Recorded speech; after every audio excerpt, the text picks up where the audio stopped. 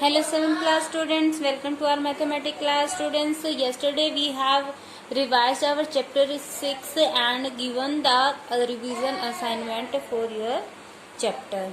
Now we'll discuss revise our chapter 5 data handling bar graphs. Student से bar graph आपने two types के discuss किए थे, बार graph and double bar graph.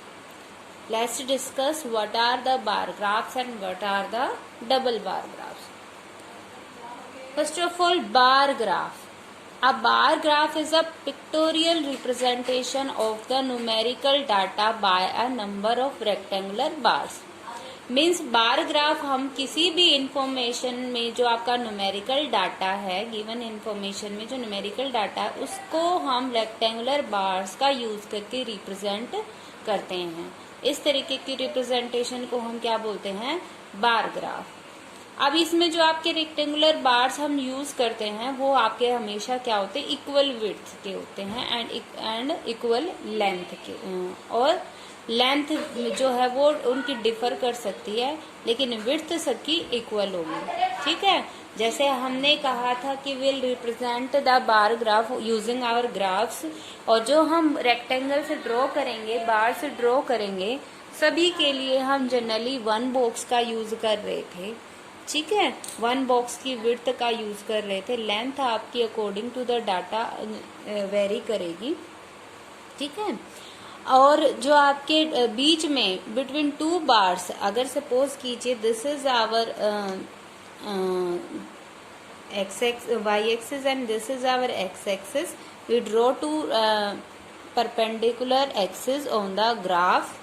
Okay, after that each graph contains lots of number of boxes and each box contain 10 subdivisions. Okay, मतलब 10 small divisions are also contained in one box. अब हम bar graph में क्या करते हैं? Each data को एक graph, एक बार का, रेक्टेंगल का यूज करके हम रिप्रेजेंट करेंगे. तो हम रिप्रेजेंटेशन बार ग्राफ की जो लेंथ है वो अकॉर्डिंग टू वाई एक्सिस लेंगे और इसकी width according to x axis.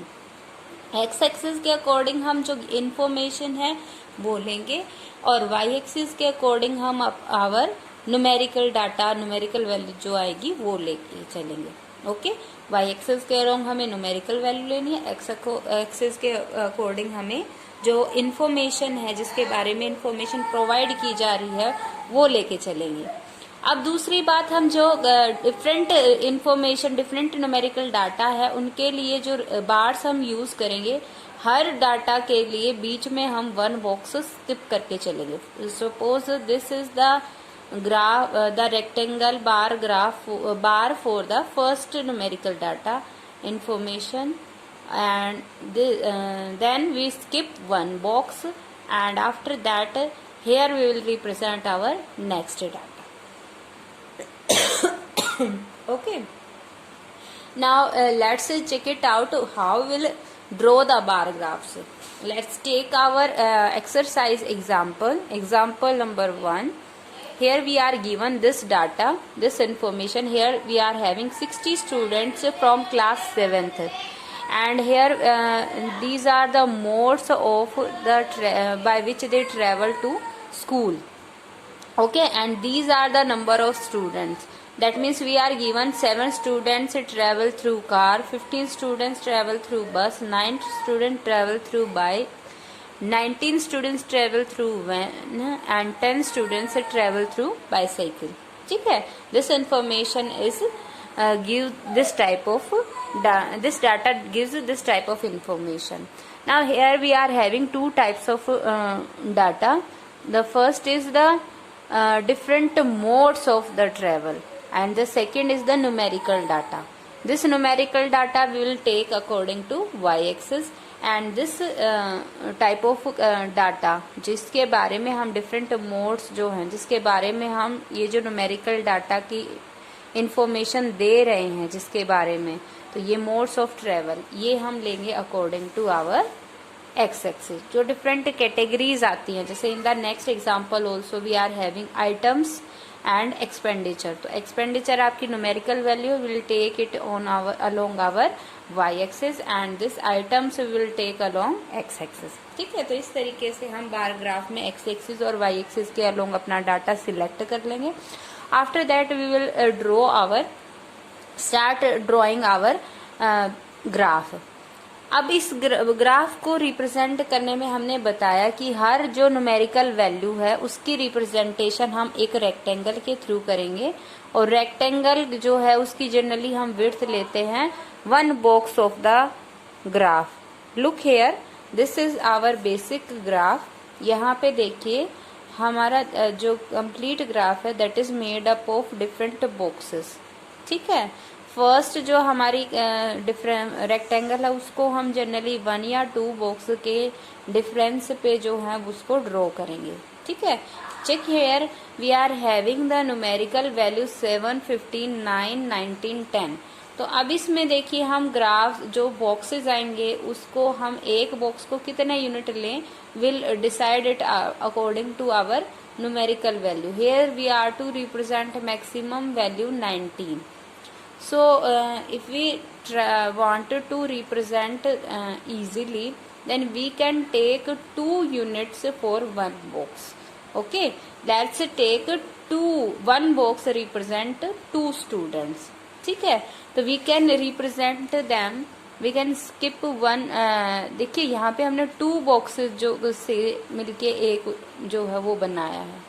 हम 1 बॉक्स भी यहाँ पे छोड़ सकते हैं, यहाँ पे 2 लिख सकते हैं, यहाँ 4, यहाँ 6, यहाँ 8, यहाँ 10, यहाँ 12, यहाँ 14, यहाँ 16, यहाँ 18, यहाँ 20। ठीक है, 20 तक हमारा काम चल जाएगा। लेकिन यहाँ पे इन्होंने 2 बॉक्स के लिए 2 यूनिट दिया है।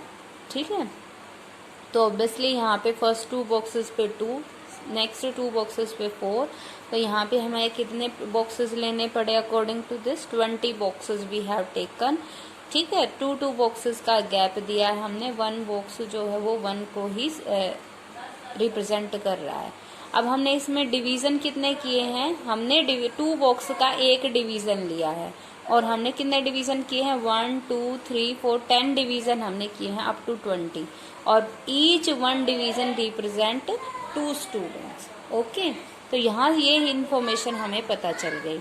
अब now next work is to draw the graphs bars for the data. और first is through car number of students travel 7 students travel by car. So first box will take car and draw its length. width तो हमने 1 box की ले ली है। अब length देखिए हमें 6 और 8 का जो मिड पॉइंट है that will be 7. So here we will get 7. Okay, so this here we will draw the rectangular bar. This is the bar for car. Similarly, next for the bus, through bus 15 student travel.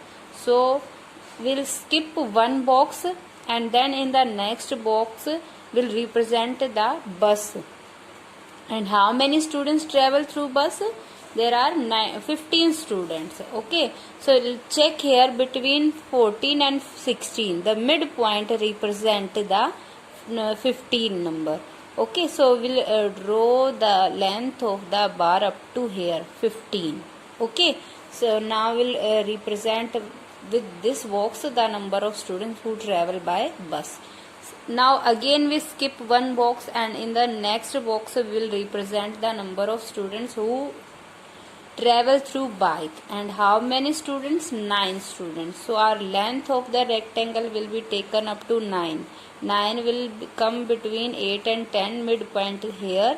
So we'll draw our rectangle up to here. Okay, similarly next our van के लिए हमारा 19 लेनी है length, हमें 18 और 20 के बीच में यहाँ पे 19 आ जाएगा। नेक्स्ट बाईसाइकिल के लिए हमें 10 लेनी है, तो 10 हमारा यहाँ पे है, यहाँ इसके 10 के पैरेलल हम लाइन लेके जाएंगे, 10 के को आगे तक एक्सटेंड करके यहाँ तक हमारी लाइन आएगी। ठीक है, तो ये हमने डिफरेंट डाटा के लिए बार्स के थ्रू हमने सभी डाटा को रिप्रेजेंट कर दिया। So this is our required bar graph for this information. ठीक है students, in this way we can draw any of the bar graph and generally you can see that while using the bar graph we have only one type of the numerical data and other is of different word name, different types of categories. ठीक है, एक similar category के different types जो के element जो हैं वो हमें सेकंड में मिलेंगे. ठीक है, now come to our next. When we are given more than two categories. Look here in the second question. This is the first question of your assignment is this information you are to draw the bar graph yourself in your assignment notebook for these two sums. In the first question you can see here we are having only two types of data. First is the numerical the word data categories of months. ठीक है, so obviously you will take this according to x axis, along x axis, and second one is the numerical values. You will take these values along y axis. So you are to draw this yourself. This is your assignment question. Okay, and next में आप check कर सकते हैं. देखिए यहाँ पे हमारे पास ये तो कैटेगरी आ गई, लेकिन for each category we are having two type of numerical data. First is for walking and second for cycling. So obviously हम वॉकिंग के लिए अलग से बार ग्राफ बनाएंगे, साइकिलिंग के लिए अलग से बार ग्राफ बनाएंगे. तो दोनों के लिए हम दो अलग अलग बार ग्राफ बना सकते हैं.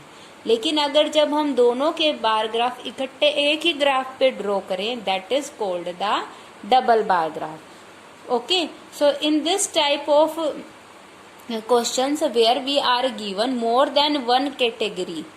ठीक है, for category of numerical data.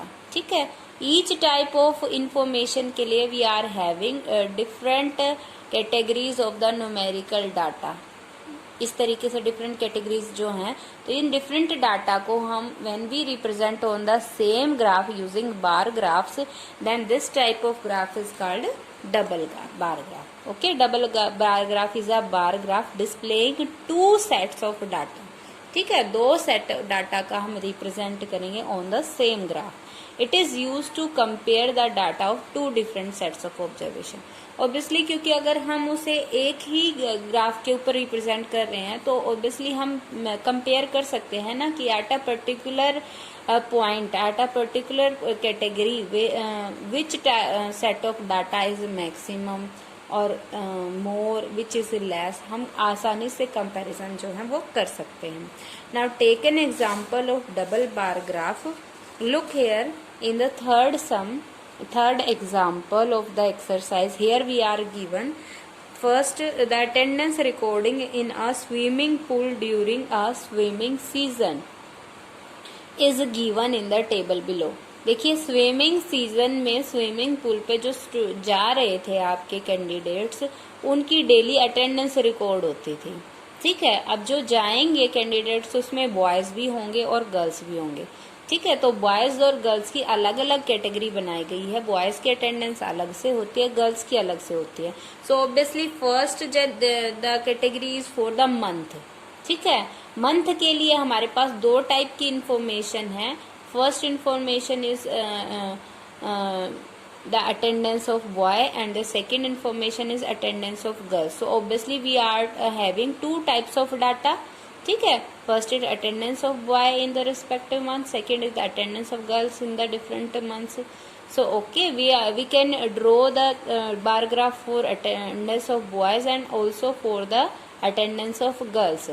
ठीक है, लेकिन हम क्या करेंगे, उसको डबल बार ग्राफ के थ्रू अलग अलग ना बना के सेम ग्राफ के ऊपर ड्रॉ करेंगे. बिल्कुल सेम मेथड से जैसे हमने बार ग्राफ के ऊपर ड्रॉ किया था, लेकिन इसमें हम दोनों को इकट्ठा करेंगे. ठीक है, इसमें जैसे हम स्टार्ट करेंगे फ्रॉम द फर्स्ट मंथ अप्रैल. ठीक है, अप्रैल मंथ में देखिए attendance of boys 1500 and attendance of girls 1550. Look here, the maximum attendance is 2500. Okay, so यहाँ पे देखिए हमने जो लिया है according to the y axis we have taken one division by 100. ठीक है। तो फर्स्ट जो है वो हमने जिगजैग इसलिए लिया है क्योंकि हम 0 से 1500 तक का रिप्रेजेंट नहीं कर रहे ग्राफ पे। ठीक है, हम डायरेक्ट 0 से कहाँ रिप्रेजेंटेशन में पहुंच गए हैं 1500 पे, और आगे फिर हमने कितने का गैप दिया है 100 का। First 1500, next 1600, next 1700, next 1800। ठीक है, तो ईच डिवीजन रिप्रेजेंट 100 बॉयज और 100 गर्ल्स। ठीक है, तो 100 का गैप है, each box represent 100 gap of 100। Okay, अब यहाँ पे देखिए अटेंडेंस हमारी बॉयज की भी है, गर्ल्स की भी है। Let us represent the boys attendance by this representation. The slant line we have drawn in the box for the boys representation and the dotted horizontal line representation for the girls। ठीक है, हम क्या करते हैं, जो हम rectangular bars बनाते हैं रिप्रेजेंटेशन में, उसके अंदर की जो फिलिंग है वो हम डिफरेंट टाइप से कर देते हैं फॉर डिफरेंट ग्रुप्स। ठीक है, तो बॉयज के लिए हमने एक अलग रिप्रेजेंटेशन दे दी है, गर्ल्स के लिए हमने एक अलग रिप्रेजेंटेशन दे दी है। ठीक है, तो बार्स जो जिस बार में हमारी इस तरीके की स्लैंट लाइन है, obviously this represent the boys, number of boys, and this dotted lines, horizontal dotted lines represent the number of girls। Okay, in the first month we are April month, we are having 1500 boys and 1550 girls। so you can check here 1500 is at this point। okay, तो यहाँ तक ये जो है boys का graph हमने बना दिया। बिल्कुल इसके साथ में अटैच्ड हमें क्या बनाना है, गर्ल्स का। ठीक है, क्योंकि दोनों ही हमारे किसके लिए, हमने अब पहले हम एक बॉक्स लगाते थे एक कैटेगरी के लिए, लेकिन यहाँ पे हमें 2 बॉक्स लगाने पड़ेंगे because we are representing here 2 sets of data. ठीक है, तो 1 बॉक्स में हमने फर्स्ट सेट रिप्रेजेंट कर दिया है, सेकंड बॉक्स में हमने second set of data represent कर दिया। सेकंड बॉक्स में हमें क्या रिप्रेजेंट करनी है, number of girls that are 1550, which will be the midpoint of 1500 and 1600। so here it will come, so we'll take the length of the girls bar up to here। similarly for the other months we can draw our graphs। ठीक है, look here for the May month both are same 1800 1800। ठीक है, तो दोनों की आपकी equal length आ गई up to 1800।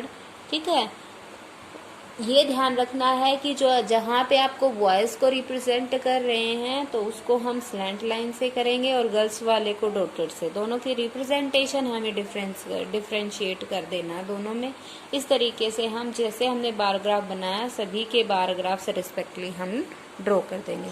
In this way we can draw any double bar graph. Look here in this second question you are to draw the double bar graph. So I hope students you understood the concept of how to draw the bar graph and double bar graph for any given information। So for today your home assignment is to first of all write down, learn and write the basic definition of this chapter, bar graph, double bar graph, and solve these 2 sums using graph पे आपको इनका bar graph and double bar graph draw करना है students. ठीक है, in your assignment notebook you have to solve and paste the graph. Okay, and also this definition also you are to write in your assignment notebook and also learn them by heart। okay, and the exercise sum of chapter 5 and the examples of chapter 5 you are to revise them in your extra notebook। if any problem still left in any of the question you can ask in your problem session between 11 a.m. to 12 noon। thank you, have a nice day।